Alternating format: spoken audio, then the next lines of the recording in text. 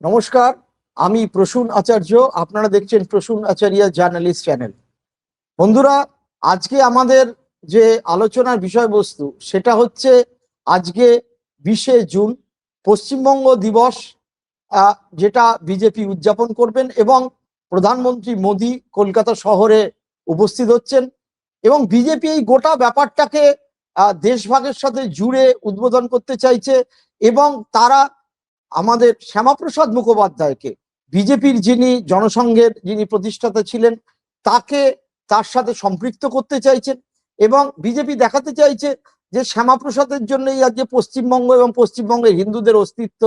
শ্যামাপ্রসাদের জন্যই আজকে আমরা হিন্দু বাঙালিরা যারা সুযোগ সুবিধা পেয়েছি, অর্থাৎ এই পশ্চিমবঙ্গ পূর্ব পাকিস্তানে চলে যেত বা বাংলাদেশে চলে যেত, শ্যামাপ্রসাদ মুখার্জির জন্যই যায়নি। আমরা জানি যে প্রাক্তন মুখ্যমন্ত্রী মমতা বন্দ্যোপাধ্যায় তিনি পয়লা বৈশাখ এই দিনটিকে পশ্চিমবঙ্গের জন্মদিন হিসেবে পালন করতেন। অ্যাজ সাচ পশ্চিমবঙ্গের কোনো জন্মদিনই ছিল না। আমরা এই ব্যাপারে টোটাল বিশ্লেষণ করব এবং বোঝার চেষ্টা করব যে বিজেপি এবং বিজেপির নেতৃত্ব আরএসএস যেটা প্রচার করছে শ্যামাপ্রসাদকে তুলে ধরে, তার কতটা সত্যতা আছে। আজকে এই ব্যাপারে আমাদের মধ্যে আমরা পেয়েছি শান্তনু দাকে, শান্তনু দত্ত চৌধুরী। এবং শান্তনুদা, নমস্কার আপনাকে। সবচেয়ে বড় কথা হচ্ছে শান্তনুদা আর পরিচয়টা আমার দর্শকদের দিতে হবে। উনি একসময় রাজ্য সরকারের ইনফরমেশন ডিপার্টমেন্টে চাকরি করতেন, পরবর্তীকালে নাগরিক বলে একটি পত্রিকা সম্পাদনা করেন। এই দেশভাগ, মহাত্মা গান্ধীর এবং তার সাথে কংগ্রেসের এই যে ইতিহাস চর্চা, তার একটি বিষয় এবং তিনি বিভিন্ন জায়গায় এটা নিয়ে বক্তব্য রাখেন যে কিভাবে পার্টিশন হয়েছিল, কি এতে হয়েছিল, তার একদম হাতের মুঠোর মধ্যে তৎকালীন ইতিহাস, এবং এটা নিয়ে তিনি দীর্ঘ গবেষণা করে চলেছেন। আমি শান্তনুদাকে বলার জন্য অনুরোধ করব। তার আগে দর্শক বন্ধুদের বলি, পুরো এপিসোডটা মন দিয়ে শুনবেন, আপনারা কমেন্ট করবেন, লাইক করবেন, শেয়ার করবেন এবং সবচেয়ে বড় কথা আমার এই চ্যানেলটিকে সাবস্ক্রাইব করবেন, পারলে কেউ মেম্বারশিপ নেবেন। শান্তনুদা, সরাসরি আপনার কাছে চলে যাই। আজকের এই যে 20শে জুন, এই দিনটাকে হঠাৎ করে এইভাবে তুলে ধরা হচ্ছে এবং শ্যামাপ্রসাদকে, আপনি কিভাবে বিষয়টাকে দেখছেন যদি একটু ব্যাখ্যা করেন। দেখুন, 20শে জুন পশ্চিমবঙ্গের প্রতিষ্ঠা দিবস, এইটা এই বছর চারেক হলো বলা শুরু হয়েছে। প্রথমেই সিভি আনন্দ বোস যখন রাজ্যপাল, তখন উনি সম্ভবত 2023 সালে উনি রাজভবনে পশ্চিমবঙ্গ দিবস পালন করেছিলেন।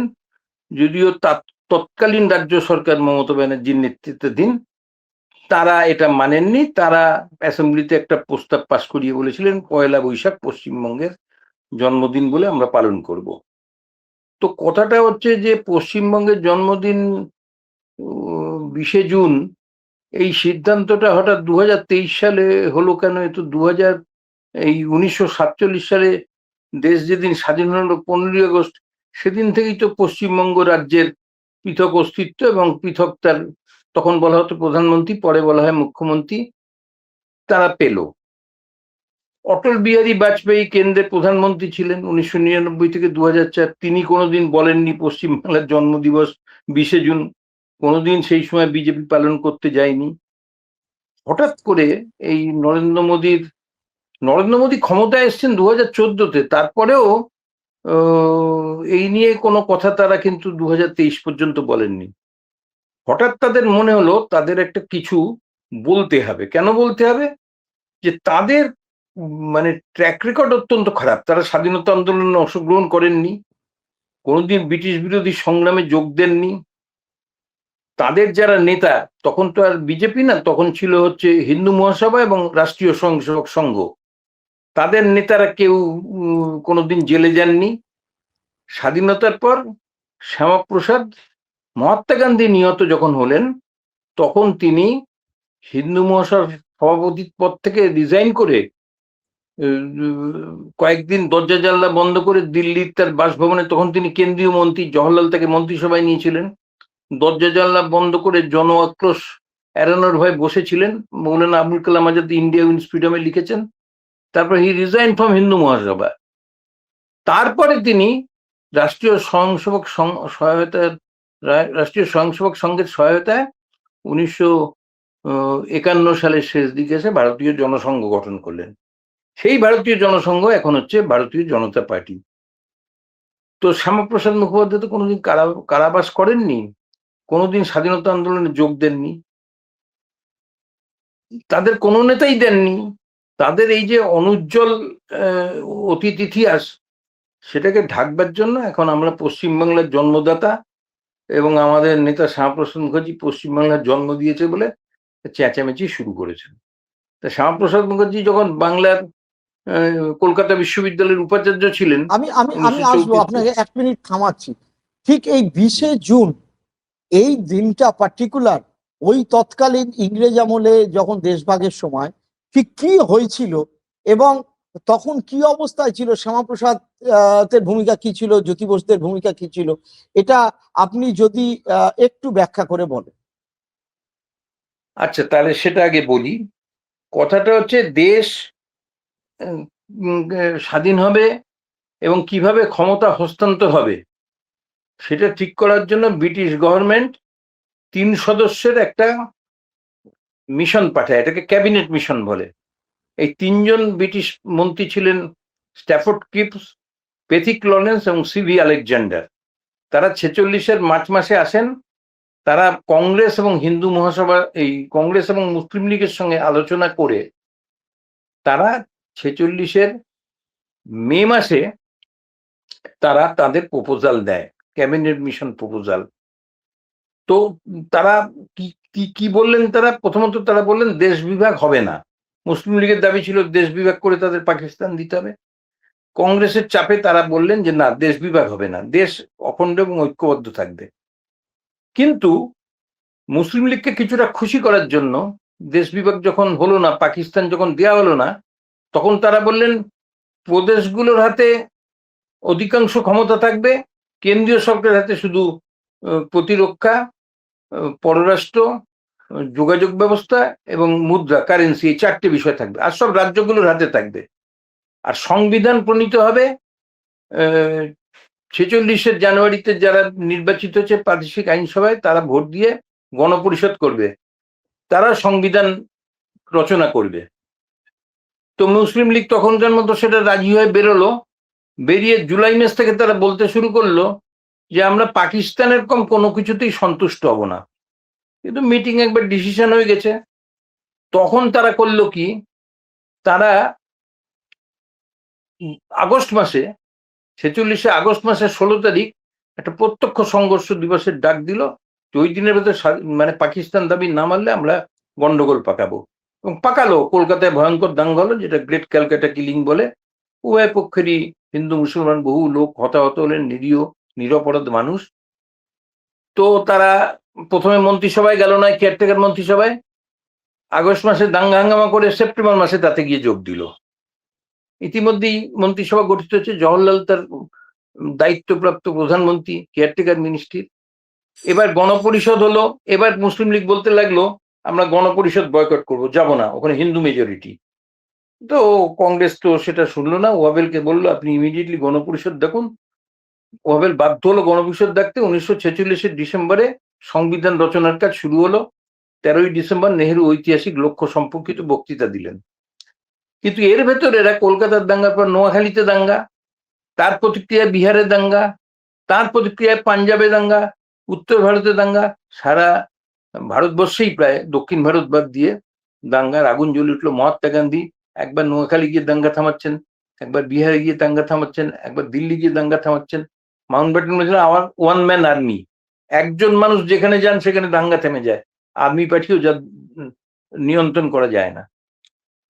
কিন্তু এই অবস্থায় ক্লেমেন্ট অ্যাটলি, গ্রেট ব্রিটেনের প্রাইম মিনিস্টার, ঘোষণা করলেন কাম হোয়াট মে, 20শে ফেব্রুয়ারি ঘোষণাটা করলেন, 47-এর 20শে ফেব্রুয়ারি, যে আমরা কিন্তু 48-এর জুনের ভেতর ক্ষমতা দরকার হলে প্রদেশগুলোর হাতে দিয়ে চলে আসবো, আর আমরা ভারতে থাকবো না।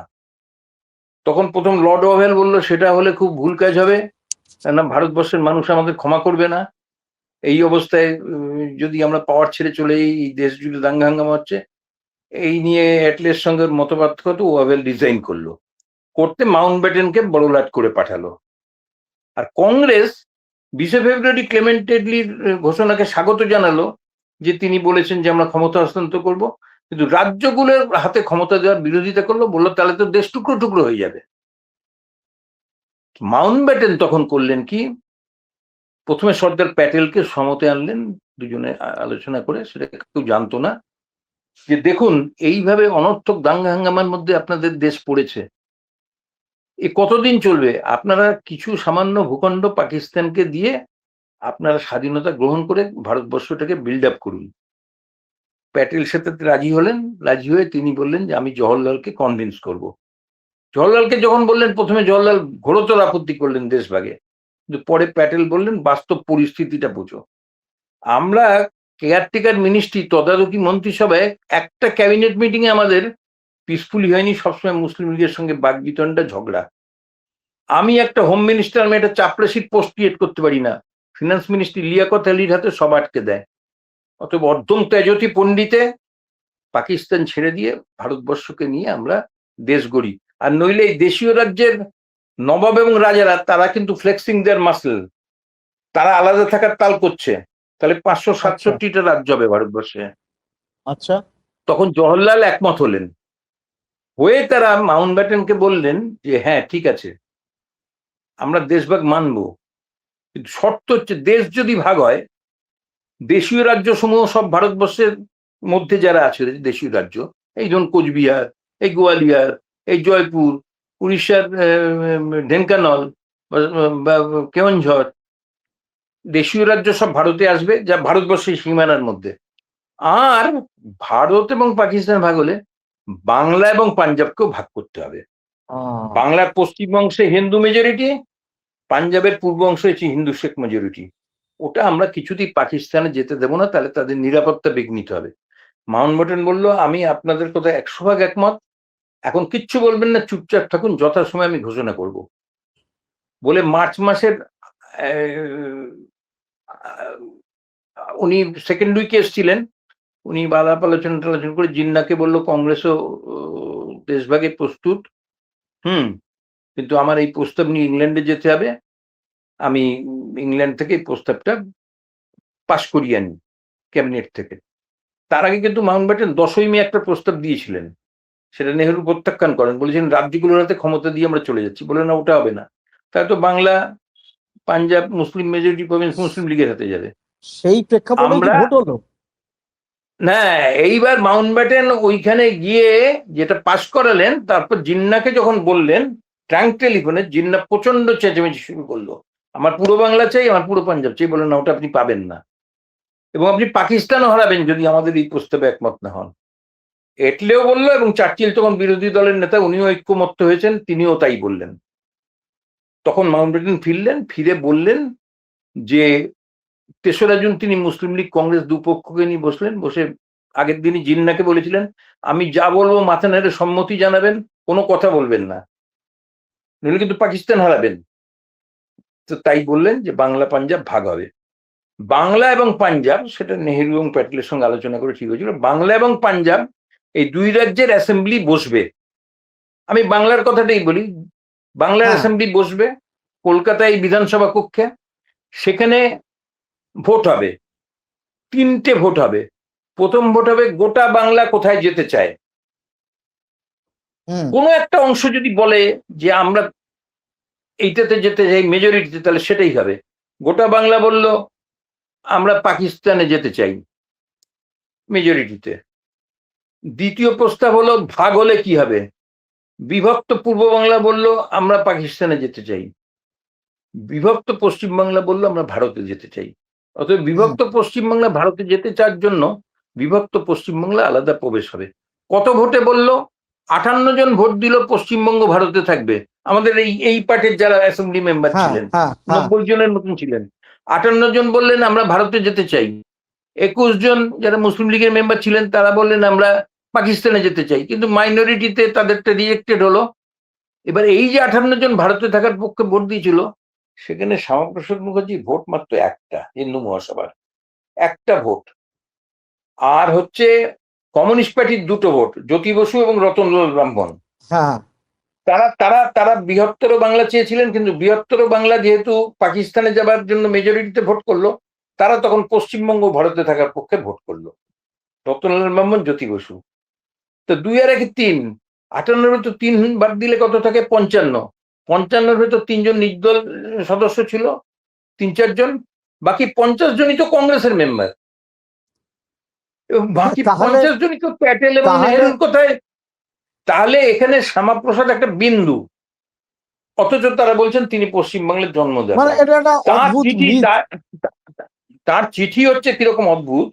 তিনি একবার নেহেরুকে রিকোয়েস্ট করছেন, একবার প্যাটেলকে রিকোয়েস্ট করছেন। কি লিখছেন শুনুন। তিনি তিনি লিখছেন, নেহেরুকে লিখছেন যে দয়া করে দেখবেন দেশ যদি ভাগ না হয় তাহলেও যেন আমাদের বাংলা ভাগ করে পশ্চিমবঙ্গকে এদিকে দেওয়া যায়। নেহেরু বলছেন যথাসময়ে এই বিষয়ে যা সিদ্ধান্ত নেবার আমরা নেব, আপনি বরঞ্চ যদি কথা বলতে চান আপনি দিল্লি চলে আসুন, আগামী 31 মে আপনি দিল্লি চলে আসুন। প্যাটেলও ওই কথা বলছেন। প্যাটেলও বলছেন যে না, বাংলা কখনোই পাকিস্তানে যাবে না, গোটা বাংলা। এ বিষয়ে যা করার যথাসময় আমরা করব, আপনি এই নিয়ে এখন করবেন না, আপনি এই এটা নিয়ে কোথা এখন থেকে আর কোনো উদ্ধৃত করছেন করবেন যদি না। একটু বলেন, এটা কোথা থেকে উদ্ধৃত করছেন? এটা তো করেসপন্ডেন্স, দ্য লাস্ট পেজ চিঠি। প্যারালালের বইতে আছে। আচ্ছা আচ্ছা প্যারালালের আচ্ছা। লাস্ট পেজে না, আছে। এটা তারপরে হচ্ছে এটা এটা এটা এই সময় দর্শকদের জন্য কেউ যদি চ্যালেঞ্জ করে না, এইটা উনি তো একটা সেই জন্যই আমি একটা বলি। পুস্তিকা, এই তো একটা পুস্তিকা প্রদেশ কংগ্রেস থেকে বার করেছে, এটাতে আমার কিন্তু লেখাও আছে। বুঝতে হ্যাঁ, পেরেছি, কিন্তু মানে এটা এটা অ্যাকচুয়ালি নেওয়া হয়েছে যে প্যাটেলের লেখা থেকে বা মৌলানার লেখা থেকে, হ্যাঁ তাই তো? হ্যাঁ হ্যাঁ, এইবার তার মানে ওই একটা ভোট প্যারালাল, আর একজন Gandhiji secretary parallel last phase. আচ্ছা, হ্যাঁ, লাস্ট ফেজ থেকে নেওয়া হয়েছে। এবার এখানে কথা কি হচ্ছে, না ঠিক আছে ঠিক আছে শান্তনুদা, এটা হ্যাঁ নিয়ে আর হ্যাঁ আমি ডিটেলে যেতে চাইছি না। আমার কথা হ্যাঁ হচ্ছে হ্যাঁ, অথচ সেই কমিউনিস্ট পার্টির 2টো ভোট তারা পিছিয়ে গেল, কংগ্রেসের 55টা ভোট তারা পিছিয়ে গেল, আর একজন লোক সে ভোট দিল, সেটাকেই বলা হচ্ছে। এবং কিছু জায়গায় প্রচার করা হচ্ছে যে মাউন্ট ব্যাটেনের কাছে গিয়ে নাকি আপনার শ্যামাপ্রসাদ দাবি করেছিলেন এই ভাগের। এইটার কি আদৌ কোনো ঐতিহাসিক ভিত্তি আছে? আদৌ ঐতিহাসিক ভিত্তি নেই। আমি প্রথম বলি সেটা হচ্ছে 1945 সালের জুলাই আগস্ট মাসে সব কংগ্রেস নেতৃবৃন্দ জেল থেকে ছাড়া পেলেন। আগস্ট আন্দোলন তো সবাই জেলে, এক একজন 3 বছর করে জেলে, নেহেরু, প্যাটেল সব। ছাড়া পাওয়া মাত্রই বড়লাট লর্ড ওয়াভেল তিনি সিমলাতে সিমলা কনফারেন্স ডাকলেন at the instance of Clement Attlee. ততদিনে ওখানে লেবার পার্টি জয়যুক্ত হয়েছে নির্বাচনে, চার্চিলের কনজারভেটিভ হেরে গেছে। বলেন ইমিডিয়েটলি সব পার্টির সাথে বসে ক্ষমতা হস্তান্তরের ব্যাপারে আলাপ আলোচনা শুরু করুন। 45 ডিসেম্বরে মিটিং হলো, সিমলা কনফারেন্স। সিমলা কনফারেন্সে মুসলিম লীগকে ডাকলো, সিমলা কনফারেন্সে কংগ্রেসকে তো ডাকলোই, এমনকি আকালি দলকেও ডাকলো, যেহেতু তারা শিখদের একটা উল্লেখযোগ্য অংশের প্রতিনিধিত্ব করে, কিন্তু হিন্দু মহাসভাকে ডাকলো না। শ্যামাপ্রসাদ সাভারকাররা অনেক চেষ্টা করেছিলেন যাতে তাদের ডাকে, বললো না আপনাদের কোনো প্রভাব নেই, হ্যাঁ ভারতবর্ষের হিন্দুরা কংগ্রেসের সঙ্গেই আছে, আপনাদেরকে আমরা ডাকবো না। আজাদের ইন্ডিয়া ইনস্টিটিউটে পরিষ্কার লেখা রয়েছে, চেষ্টা করে হিন্দু মহাসভা সেই মিটিং এ তাহলে ডাক পেল না। তাহলে এই যে একটা 45-এ হোয়াটসঅ্যাপ, এই যে তারপরে যখন আমি বলছি গোটা 46 গেল, 47 মাউন্ট ব্যাটেন যখন এলো, মাউন্ট ব্যাটেন নেভার মেট দেম, কখনো ওদের সঙ্গে বসেননি। উনি এই ফ্রেডেরিক ব্যারোজ বাংলার গভর্নর ছিল, তাকে গিয়ে একটা চিঠি দিয়েছিলেন, দেখবেন হ্যাঁ যেন বাংলাটা ভাগায়। ব্যারোজ এ ব্যাপারে কি কথা বলেন, তো বাংলার রাজ্যপাল, উনি কি বড়লাটের কথা দিতে পারবেন? তো শ্যামাপ্রসাদ কোনো পলিটিক্যাল নন এন্টিটি সেই সময়। এবং দেশ যখন স্বাধীন হলো, যে লোকটা কোনোদিন কংগ্রেস করেনি, স্বাধীনতা আন্দোলনে যোগ দেয়নি, তাকে পণ্ডিত নেহেরু তার ক্যাবিনেটে মিনিস্টার করে ডেকে নিলেন। এটা কারণ মহাত্মা গান্ধী বললেন সবাইকে নিয়ে চলো, আম্বেদকরকেও ডাকো, শ্যামাপ্রসাদকেও ডাকো, ওদের একটা নিজস্ব মত আছে। তো সেই জন্য পণ্ডিত নেহেরু গান্ধীজির কথা ডেকেছিলেন। শ্যামাপ্রসাদের কি আছে, শান্তনুদা, জনবিপ্লব সেই একটা সময় ছিল পরিষ্কার না। কথা, এই যে গান্ধীজির এই যে ভারত ছাড়ো আন্দোলন, ইংরেজ ভারত ছাড়ো, এবং তার পরবর্তীকালে এই সময় অ্যাকচুয়ালি সারা দেশ তখন উত্তাল। মানে যারা চরমপন্থী নরমপন্থী সবাই চায় যে ইংরেজরা চলে যাক। ওই সময় ঠিক হিন্দু মহাসভা বা পার্টিকুলারলি শ্যামাপ্রসাদের কি ভূমিকা ছিল, খুব সংক্ষেপে যদি একটু বল। ব্যাপারটা হচ্ছে, কংগ্রেস বলল যে আমরা বিশ্বযুদ্ধের মধ্যে নেই, আমাদের স্বাধীনতা দাও, তাহলে আমরা যুদ্ধে সাহায্য করবো, নইলে আমরা সাহায্য করব না। আমাদের অতীত অভিজ্ঞতা খুব তিক্ত প্রথম বিশ্বযুদ্ধের সময়কার। তখন ওরা বলল যে ঠিক আছে, আমি ডিটেলে যাচ্ছি না, সংক্ষেপে বলতে বলেছ। স্ট্যাফোর্ড ক্রিপসকে পাঠালো, ক্রিপস মিশন, যে গিয়ে ওই দেশে আলোচনা করো, করে কিভাবে ক্ষমতা টমতা দেবে। সে এসে যা বললো সেটা হচ্ছে এই যে এখন ক্ষমতা দেওয়া হবে না, বিশ্বযুদ্ধ শেষ হলে আমরা যদি জয়লাভ করি বিশ্বযুদ্ধে, তাহলে আমরা তখন তোমাদের বিষয়টা বিবেচনা করব। গান্ধীজি তার উত্তরে বললেন এটা হচ্ছে post dated check in a crushing bank. একটা ভেঙে পড়া দেউলিয়া ব্যাংকে যদি কেউ পোস্ট ডেটেড চেক দেয়, সেটার যেমন কোনো মূল্য নেই, এটারও কোনো মূল্য নেই। অতএব ব্রিটিশ ভারত চলে, quit India, do or die. সেই আগস্ট আন্দোলন যখন শুরু হচ্ছে, তখন শ্যামাপ্রসাদ বাংলার ক্যাবিনেটের মেম্বার ফজলুল হকের সাথে, যে ফজলুল হক লাহোর অধিবেশনে মুসলিম লীগ অধিবেশনে পাকিস্তান দাবি উত্থাপন করেছিল, তার সাথে মন্ত্রিত্ব করতে শ্যামাপ্রসাদের বাঁধল না। শুধু তাই নয়, হিন্দু মহাসভা সিন্ধ এবং উত্তর পশ্চিম সীমান্ত প্রদেশে যেহেতু কংগ্রেসের সরকারগুলো রিজাইন করেছে, সেখানে মুসলিম লীগের সঙ্গে কোয়ালিশন সরকারে গেছিল। এরা ক্ষমতার এমন মানে আর কি জন্য লালায়িত। কংগ্রেস এলায় 8টা রাজ্যে ক্ষমতা ত্যাগ করেছিল, যুদ্ধে একটা ভাইকেও দেবো না, একটা পাইকেও দেবো না। এইবার যখন বিশ্বযুদ্ধ শুরু হচ্ছে, এই আগস্ট আন্দোলন শুরু হতে চলেছে, যুদ্ধ তো শুরু হয়ে গেছে, তখন শ্যামাপ্রসাদ আমাদের এখানকার অর্থমন্ত্রী ফজলুল হক মিনিস্ট্রি, তিনি যে চিঠিটা দিলেন বাংলার গভর্নর স্যার জন আর্থার হার্বার্টকে, সে চিঠিটা একটু পড়ে দিই। The question is how to combat this movement. I mean, Quit India movement in Bengal. The administration of province should be carried on in such a manner that in spite of the best efforts of the Congress, this movement will fail to take root in the province.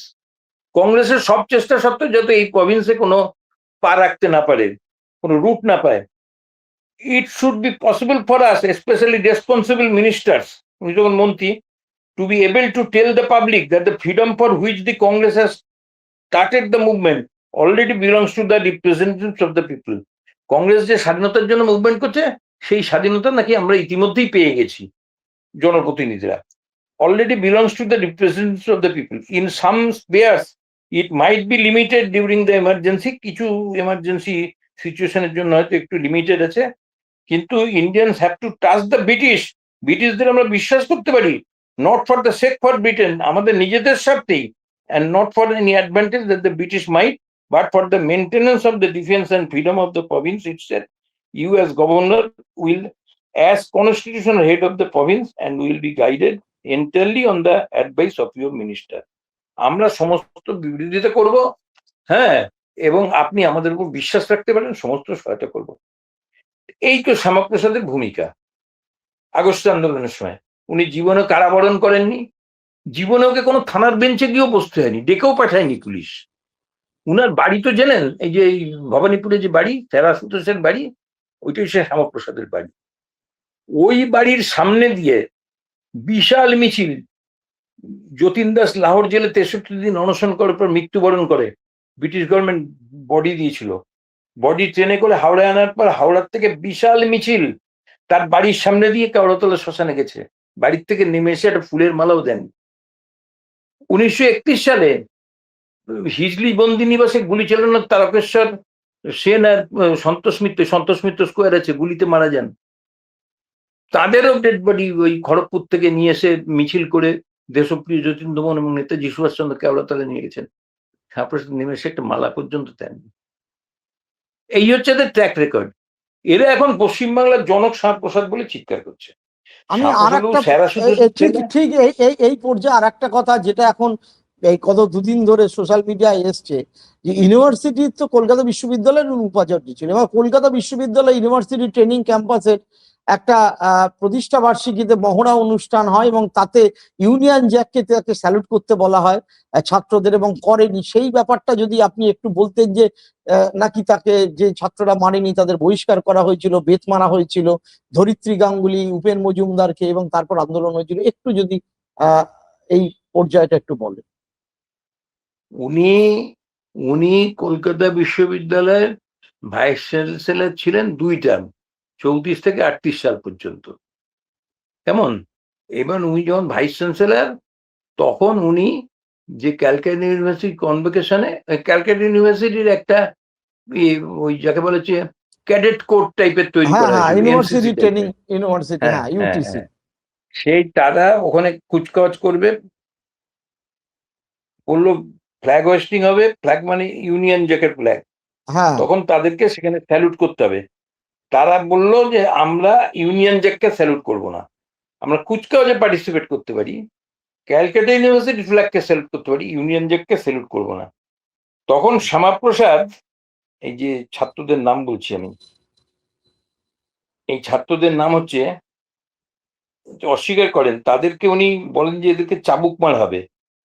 হ্যাঁ বিদ্যাসাগর কলেজের ছাত্ররা বিক্ষোভে ফেটে পড়েন, সেখানে ধরিত্রী গাঙ্গুলি ও উমাপদ মজুমদার, হ্যাঁ, উমাপদ মজুমদার, উনি দুইটা ছাত্র জনতাকে উনি রাস্টিকেট করেন, ইউনিভার্সিটি এবং থেকে বহিষ্কার করেন, এবং প্রচন্ড ছাত্র আন্দোলনের পরে সেই নির্দেশ প্রত্যাহার করতে হয়। এখন চাবুক কথাটা দিয়ে হচ্ছে, নাকি মারাও হয়, এটা করেনি বলে নাকি ওই দুই উনি ছাত্রকে চাবুক দিয়ে বলেছিলেন মারা মারাও হবে, হয়। মারা হবে বলেছিলেন, মারতে পারেননি। আচ্ছা, হ্যাঁ, কোথাও বলছে মারা হয়, কোথাও বলছেন না উনি মারতে পারেননি, প্রচন্ড ছাত্র বিক্ষোভে তার ওই মানে দুজন ছাত্র নেতাকে বিক্ষোভে উনি, তাদেরকে রাস্টিকেট করে, তারপর আবার ফিরিয়ে, তার মানে আরা হ্যাঁ, উনি একেবারে পুরো ইংরেজদের প্রতি সমর্পিত ছিলেন। একেবারে একেবারে ব্রিটিশ প্রভুদের প্রতি একেবারে মানে লয়াল, তার মানে এই যে কোনো দেশ সন্দেহ নেই তাতে। ভাগ, দেশভাগে পশ্চিমবঙ্গ গঠনের ক্ষেত্রে তার একটা ভোট ছিল, ঠিকই একটা ভোট, কিন্তু তাকেই বলা যায় না পশ্চিমবঙ্গ তৈরির পেছনে রয়েছে। আবার 20শে জুন পশ্চিমবঙ্গ আরেকটা দিবস ব্যাপার হবে। আছে এখানে, আরেকটা ব্যাপার আছে, পশ্চিমবঙ্গ ভাগ হবে, পূর্ববাংলার থেকে আলাদা হয়ে এবং ভারতে আসবে, এর পক্ষে যারা ভোট দিয়েছিলেন তাদের মধ্যে বিশেষ করে কংগ্রেসের লোক ওই জোনা পঞ্চাশেক এবং কমিউনিস্ট পার্টির 2 জন, তারা তো খুব বেদনাহত চিত্তে বাংলা ভাগের প্রস্তাবে ভোট দিয়েছেন। বাংলা আচ্ছা, বাংলা তো তারা ভাগ করতে চাননি, দেশও ভাগ করতে চাননি, কিন্তু পরিস্থিতির অনিবার্য fait accompli of the situation, partition রেজলিউশনে কংগ্রেস বলছে, আজাদ লিখেছেন দ্য ইন্ডিয়ান স্টুডেন্টে, ঘটনার অনিবার্য পরিণতিতে আমরা আমাদের পোড়া কপাল, আমরা দেশভাগ মেনে নিতে বাধ্য হলাম। দেশভাগ কি একটা আনন্দের বিষয়? বাংলা ভাগ আনন্দ বিষয়? আমি মনে করিয়ে দেব, 1905 সালে ব্রিটিশরা বঙ্গভঙ্গ করতে চেয়েছিল, তখন বাংলার সমস্ত মনীষীরা বঙ্গভঙ্গের বিরুদ্ধে আন্দোলন করেছিলেন। সেটা কি ছিল? যে পূর্ব বাংলা, মুসলমান প্রধান পূর্ব বাংলাকে হিন্দু প্রধান পশ্চিম বাংলা থেকে আলাদা করে ঠিক, আসামের একদম, সাথে যুক্ত করে ওইদিকে একটা বৃহত্তর মুসলিম প্রভিন্স করা। এক- কিন্তু আমরা তো একদম বললাম যে না, বাংলার মাটি বাংলার জল এক। রবীন্দ্রনাথ রাখি বেঁধে দিলেন, গঙ্গার থেকে স্নান করে উঠে আসছে সবাই, রবীন্দ্রনাথ রাখি পাচ্ছেন। তা আমরা তো বঙ্গ বিভাগের একসময় বিরোধিতা করেছি, এই যে 47-এর বঙ্গ বিভাগ, সেটা না হলে তো সবচেয়ে আনন্দের বিষয় হতো, কিন্তু আমরা বেদনাহত চিত্তে সেটা করেছি, সেটা কোনো আনন্দের বিষয় না। তার প্রমাণ হচ্ছে, যখন এই 71 সালে বাংলাদেশের মুক্তিযুদ্ধ হচ্ছে, পশ্চিমবাংলার মানুষ পূর্ব বাংলার থেকে ছেড়ে আসা হিন্দুরা কিরকম বিপুল ভাবে বাংলাদেশের মুক্তিযুদ্ধকে সমর্থন করেছিল। ঠিক, আমরা ঠিক, তো আমরা তো ধর্মে আলাদা হতে পারি, আমাদের জিন এক, আমাদের জিন এক, কিন্তু বাঙালি মুসলমান বাঙালি হিন্দু জিন এক, আমাদের ভাষা এক, আমাদের লোকাচার এক, সংস্কৃতি এক, খাদ্যাভ্যাস এক। একবার দিলীপ পদ্মকর টাইমস অফ ইন্ডিয়াতে লিখেছিলেন, আমি বাংলাদেশ ঘুরে এসে যা বুঝলাম, আমার সাথে একজন মহারাষ্ট্রের মুসলমানের যে সাদৃশ্য, বাংলার হিন্দুর সঙ্গে ততটাই বৈসাদৃশ্য। বাংলা একটা আলাদা, বাংলা পূর্ব বাংলা পশ্চিম বাংলার বাঙালি হিন্দু হোক মুসলমান হোক, ধর্মের পার্থক্য বিচারে সব ব্যাপারেই তো আমাদের একরকম। তো ঠিক। সেটা ভাগ করাটা কি উৎসব? আজকে না, একজন বলছেন, একজন একজন নেতা বলেছেন নামাজ পড়তে গেলে বাংলাদেশ বা পাকিস্তানে গিয়ে নামাজ হ্যাঁ, পড়ে, এটা হ্যাঁ। কোনো কথা হলো? না, এটা কোনো কথা হলো? হ্যাঁ, আমি আমি যেটা তার মানে আমি কনক্লুশনে বলছি, তার মানে নাম্বার ওয়ান, পশ্চিমবঙ্গ দিবস হবে কি হবে না সরকারিভাবে যেটা মমতা ব্যানার্জি বলেছিলেন সেটাও ওইভাবে বলা যায় না, আবার 20শে জুন সেটাও বলা যায় না, কিন্তু এই দিনকেই হয়েছিল এটা পার্টিকুলার বলা যায় না। শ্যামাপ্রসাদকে যে জনক বলে বলা হচ্ছে সেটাও বলা যায় না, কারণ হচ্ছে তার একটা ভোট, বাদ বাকিদের 58টা ভোট। 3 নম্বর হচ্ছে শ্যামাপ্রসাদ মুখার্জি আদৌ স্বাধীনতা সংগ্রামে কোনো অংশগ্রহণের কোনো হিস্ট্রি নেই। তা সত্ত্বেও আমার প্রশ্ন, শেষ প্রশ্ন আপনার কাছে, তা সত্ত্বেও আজকে বিজেপি সরকার পশ্চিমবঙ্গে প্রতিষ্ঠা হয়েছে এবং তারা মনে করে তাদের পার্টির প্রধান যে প্রতিষ্ঠাতা শ্যামাপ্রসাদ মুখার্জি, যার ডিএনএ থেকে প্রতিষ্ঠা হয়েছে সাভারকার বাদ দিয়ে, তাকে পশ্চিমবঙ্গের প্রাসঙ্গিক করে তুলতে হবে ইতিহাসে। তো এবার এই প্রাসঙ্গিক করে তুলতে গিয়ে যেভাবে শ্যামাপ্রসাদ জুলাই মাসের বোধহয় সম্ভবত জন্ম তার, সেই যে গোটা ব্যাপারটাকে তুলে ধরা হচ্ছে, এই জিনিসটাকে আপনি কিভাবে দেখছেন? শ্যামাপ্রসাদ মুখার্জির যে জন্মদিন 6ই জুলাই, তো সেটাকেও তারা একটা প্রায় 10-15 দিন ধরে পালন করবে, এবং গোটা প্রেক্ষাপটটা কি, তাহলে পশ্চিমবঙ্গের এই ইতিহাসটা কি বদলে দেওয়ার কোনো চেষ্টা হচ্ছে? এটা আমার শেষ প্রশ্ন আপনার কাছে। বদলানোর তো চেষ্টা হচ্ছেই। ইতিহাসের রাজনীতিকরণ আরো ভালো করে বললে ইতিহাসের সাম্প্রদায়িকীকরণ। আপনারা সবাই দেখেছেন যেদিনকে শপথ গ্রহণ হলো এই নতুন মন্ত্রিসভার, তারা পাতা জুড়ে জুড়ে যে বিজ্ঞাপন, তাতে কে? বঙ্কিমচন্দ্র চট্টোপাধ্যায়, রবীন্দ্রনাথ ঠাকুর এবং শ্যামাপ্রসাদ মুখোপাধ্যায়। তা ঋষি বঙ্কিমচন্দ্র এবং কবিগুরু রবীন্দ্রনাথের সাথে কি শ্যামাপ্রসাদের নাম আসে? এটা কি শ্যামাপ্রসাদের বাংলা, না কি রামমোহন রায়, বিদ্যাসাগর, হ্যাঁ, রবীন্দ্রনাথ, নজরুল এর বাংলা? এটা শ্যামাপ্রসাদের বাংলা, না ক্ষুদিরাম, প্রফুল্ল চাকির, বিনয় বাদল দীনেশ, নেতাজি সুভাষচন্দ্র বসু, মাস্টারদা সূর্য সেনের বাংলা? এমনকি যে বাংলার কথা বলছেন পশ্চিম বাংলা, সেটা তো 20শে জুন কার্যকর হয়নি। বলা হলো যে এখনো পর্যন্ত কলকাতা যুক্ত বাংলার রাজধানী, 15ই আগস্ট পর্যন্ত তাই থাকবে। সোহরাবর্দী এখানে বসেই ওই বাংলার সরকারের প্রধানমন্ত্রী হিসেবে কাজ চালাবেন, আর এখানে যে ছায়া মন্ত্রিসভা হলো তার প্রধানমন্ত্রী, তখন মুখ্যমন্ত্রীকে প্রধানমন্ত্রী বলা হতো, তার প্রধানমন্ত্রী হিসেবে ডক্টর ঘোষ কাজ চালাবেন। প্রফুল্ল ঘোষ। কিন্তু হ্যাঁ, কিন্তু পূর্ব বাংলার বিষয় সম্পর্কে ফজলুল হক সোহরাবর্দীর নির্দেশ দেবেন, কলকাতাতে বসেই দেবেন, মানে কলকাতা এখনো যুক্ত বাংলার রাজধানী। আর ডক্টর প্রফুল্ল ঘোষ পশ্চিমবঙ্গ সম্পর্কিত যার নির্দেশ দেওয়ার, সেটা এখানে বসেই দেবেন। তাহলে পশ্চিমবঙ্গ একেবারে শুধুমাত্র পশ্চিমবঙ্গ, সোহরাবর্দী চলে যাবেন ঢাকাতে, সেখানে তাদের রাজধানী হবে। সেটা কবে গেলেন? ওদের 14ই আগস্ট স্বাধীনতা দিবস পাকিস্তান, 15ই আগস্টের পরে গেলেন। সব ওদের মন্ত্রীরা চলে গেল, সোহরাবর্দী থেকে গেলেন। কেন থাকলেন সেটা পরে বলছি। আর ডক্টর প্রফুল্ল ঘোষ তো থাকলেন। কেন দুই মুখ্যমন্ত্রী সোহরাবর্দী এবং প্রফুল্ল ঘোষ দুজনে গিয়ে গান্ধীজিকে রিকোয়েস্ট করেছিল। গান্ধীজি যাচ্ছিল নোয়াখালী, নোয়াখালীর মানুষকে তিনি প্রতিশ্রুতি দিয়েছিলেন যে দেশ ভাগ হয়, দেশ ভাগ হওয়ার পরে আমি তোমাদের কাছে এসে থাকবো।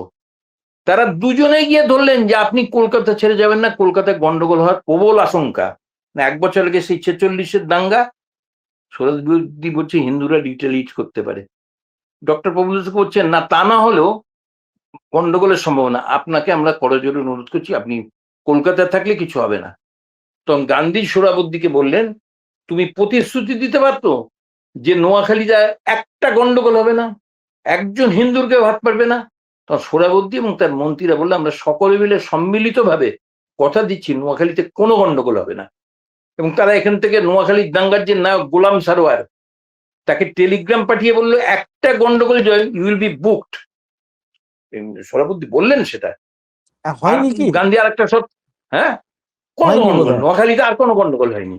এবং শুধু তাই না, গান্ধীজি আর একটা কথা বলেছিলেন, আমি কলকাতায় থাকবো, কোথায় থাকবো? তখন উভয়ই দেখে টেকে বললেন, বেলেঘাটা সংখ্যালঘু অধ্যুষিত এলাকা, খুব দাঙ্গা হয়েছিল, ওখানে একটা পুরনো বাড়ি আছে, একজন মুসলিম যেটা গান্ধী সম্ভ্রান্ত আশ্রম এখন লোকের, আর কি। ওই যে হায়দারি মঞ্জিল, ঢাকার হ্যাঁ, নবাবদের এক আত্মীয়, হ্যাঁ। ওইখানে থাকার ব্যবস্থা হবে। সে বাড়িটা অনেকদিন ধরে পড়েছিল, পোড়ো বাড়ি হয়েছিল, যা কোন রকম সাফসুরুত করে। গান্ধী বলে একটা কথা, সোহরাবর্দী, আমি যে কদিন কলকাতা থাকবো তোমাকে আমার সঙ্গে থাকতে হবে, তুমি রাজি? হ্যাঁ, তোকে জীবন বিপন্ন করে থাকতে হবে। গান্ধীজি যখন সোহরাবুদ্দিকে নিয়ে গেলেন প্রবল বিক্ষোভ হলো গান্ধীর বিরুদ্ধে হিন্দুদের। গান্ধী বললেন যে আমি কোনো প্রতিশোধে বিশ্বাসী না, সোহরাবুদ্দি আমার সঙ্গে থাকবে, সোহরাবুদ্দিকে আমি পরিবর্তন করব। সোহরাবুদ্দি সকালবেলা চলে আসতেন, রাত্রির বেলা যেতেন। গান্ধী বলে না, ওটা করলে হবে না, এখানে শুতে হবে আমার সাথে, এখানে আমার সাথে শুতে হবে। বিলেত ফেরত ব্যারিস্টার, এই যে কোথায় চলে গেল এটা। না ঠিক আছে ঠিক আছে ঠিক আছে বিলেত ঠিক আছে। ফেরত ব্যারিস্টার, বিলেত ফেরত ব্যারিস্টার, সাহেবিকেতায় মানুষ। সোহরাবুদ্দি তো পাক্কা সাহেব, জিন্নার মতো। হ্যাঁ হ্যাঁ। সে ওই হায়দারি মঞ্জিলের মেঝেতে মাদুর পেতে গান্ধীজির সাথে ঘুমোলো। এই হচ্ছে গান্ধী। যারা গালাগাল দেয় না, আর নোয়াখালীতে গান্ধীজির যে যাত্রা 4 মাস ছিলেন, সেটা নিয়ে আরেকদিন যদি সম্ভব হয় আলোচনা না করব, নিশ্চয়ই যে করবো সেইখানে নিশ্চয়ই করবো। সেইখানে তার গিয়ে মানে কি অসাধ্য সাধন তিনি করেছিলেন। তার মানে হ্যাঁ, ওই যে শান্তনুদা মাউন্ট ব্যাটেন বলেছিল একটা কথা, last, our one man army, যেখানে মিলিটারি গিয়ে দাঙ্গা থামাতে পারে না, গান্ধী একা হেঁটে গেলে সেখানে দাঙ্গা থেমে যায়। বিপিন পাল বলেছিল I don't understand his logic but I understand his magic. এই হচ্ছে কথা। চেষ্টা করলো শ্যামাপ্রসাদকে তারা, গান্ধী কেন, তাদের সাভারকারও বানাতে পারবেন না। সাভারকার আচ্ছা তো না কিছুদিন জেলে ছিল। আমার একটাই লাস্ট, তার মানে 15ই আগস্টটাই পশ্চিমবঙ্গের জন্মদিন হিসেবে 15ই ধরা আগস্টই উচিত। আমাদের স্বাধীনতা এবং পশ্চিমবঙ্গ দিবস। আর পয়লা বৈশাখ তো আমাদের সংস্কৃতির সঙ্গে জড়িয়ে আছে, হিন্দু মুসলমান সবারই। বাংলাদেশে তো পয়লা বৈশাখ খুব ঘটা করে উদযাপন হয়, আমাদের এখানেও হওয়া উচিত। আমরা এখন তো পয়লা বৈশাখের থেকে বেশি 1 জানুয়ারি করি। হ্যাঁ তাই তো ঘটনা, যাক তাই তো যাক, ঘটনা। অনেক অনেক কথা শোনালেন, আপনাকে অসংখ্য ধন্যবাদ। বন্ধুরা যারা এই ভিডিওটা দেখলেন অবশ্যই বেশি বেশি করে শেয়ার করবেন, লাইক করবেন, কমেন্ট করবেন এবং সাবস্ক্রাইব করবেন। আপনারা শুনতে পারলেন শান্তনুদা কি পরিষ্কারভাবে যেটা বললেন, সে কথাটা আর একবার বলি। নাম্বার 1, একা ছিলেন শ্যামাপ্রসাদ এই বাংলা ভাগের পক্ষে, যেখানে কমিউনিস্ট পার্টি 2জন ভোট দিয়েছিলেন, রতনলাল ব্রাহ্ম এবং জ্যোতি বসু, আর কংগ্রেসের 50 জনের ওপর। সুতরাং কোনোভাবেই তাকে এই পশ্চিমবঙ্গের জন্য ক্রেডিট হয়তো কিছু ছিল, কিন্তু পুরোটা দেওয়া সম্ভব না। 20শে জুন পশ্চিমবঙ্গ দিবস বলা সেটাও সম্ভব না। আর শ্যামাপ্রসাদ মুখার্জির কোনো স্বাধীনতা সংগ্রামে অংশগ্রহণ করেছিলেন এমন কোনো ঐতিহাসিক নথি বা তথ্যও পাওয়া যাচ্ছে না। কিন্তু আজকের দিনে যারা পশ্চিমবঙ্গের শাসক এবং দেশের শাসক, তারা অবশ্যই করে শ্যামাপ্রসাদকে একটা মহিমান্বিত করা, তার জন্মদিন, তার অবস্থান, তার বাংলা ভাগের প্রতি তার ব্যাপার, এটাকে বলবেন। রাজনীতির জায়গায় আমরা একেবারে ইতিহাসের চাকনিটা বিশ্লেষণ করলাম। আপনারা সকলে ভালো থাকুন, বেশি বেশি করে শেয়ার, লাইক, কমেন্ট করুন। সকলকে অজস্র ধন্যবাদ, নমস্কার।